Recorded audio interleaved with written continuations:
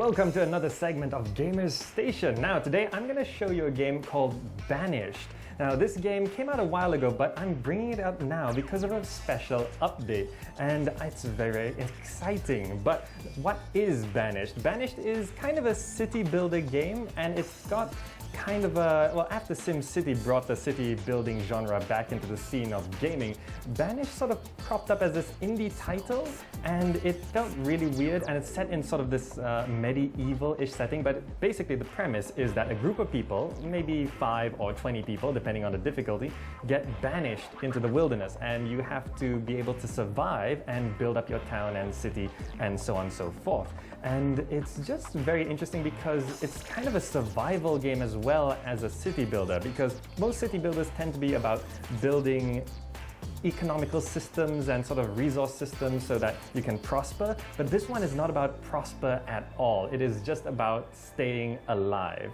and we'll see if it really is worth the price.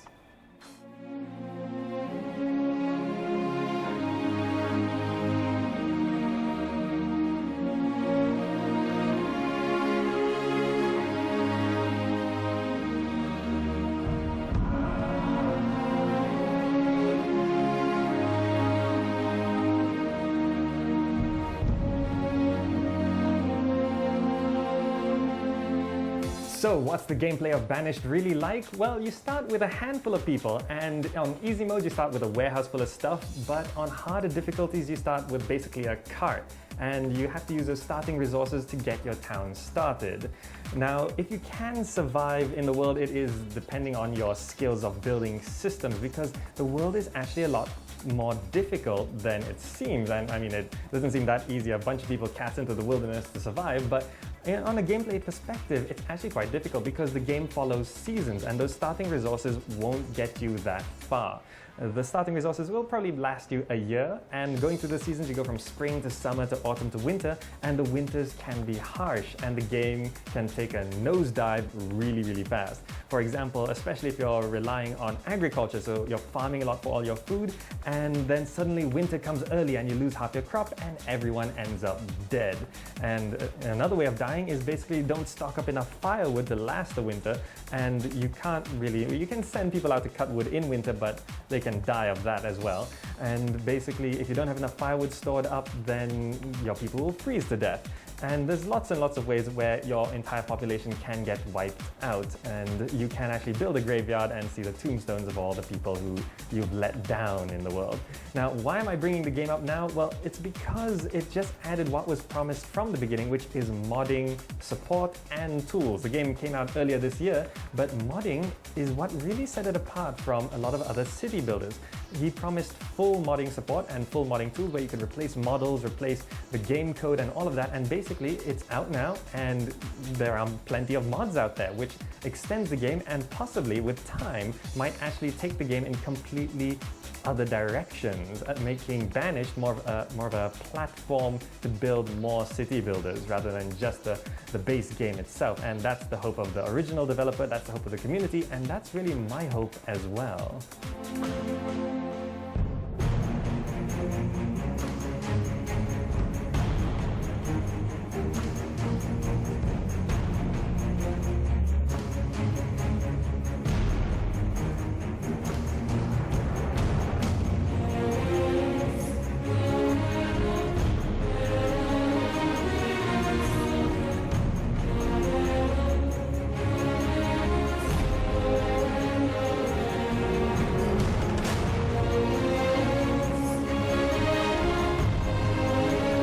So, should you get Banished? Well, it's a pretty fun game if you like city builders and if you like kind of survival elements to it. Now, it'll set you back around 30 plus ringgit, which is not a lot, honestly speaking, for a game. And with the modding potential, it's probably worth it, but only if you're looking for more city building options in your gaming repertoire, you could say. So, basically, the game looks great, it plays great, it can get a little draggy if you're not the patient sort sort, but if you are the patient sort and you love to build systems, then you're gonna love this game because you can build really complex systems, even with the limited number of base buildings you could build from the start. But I've already seen lots of mods adding more buildings, changing the systems up, adding more kinds of fruits and vegetables and trees you can plant, and it's got these really interesting mechanics like trading for livestock, and you can build graveyards, you can build a church, you can build this giant mine that takes 30 people to run, which is almost impossible because you need hundreds of people, and supporting hundreds of people is really difficult when there's almost nothing to live on. And it's just really interesting in that sort of way. So if you're looking for another city builder, then Banished is one you should be looking for.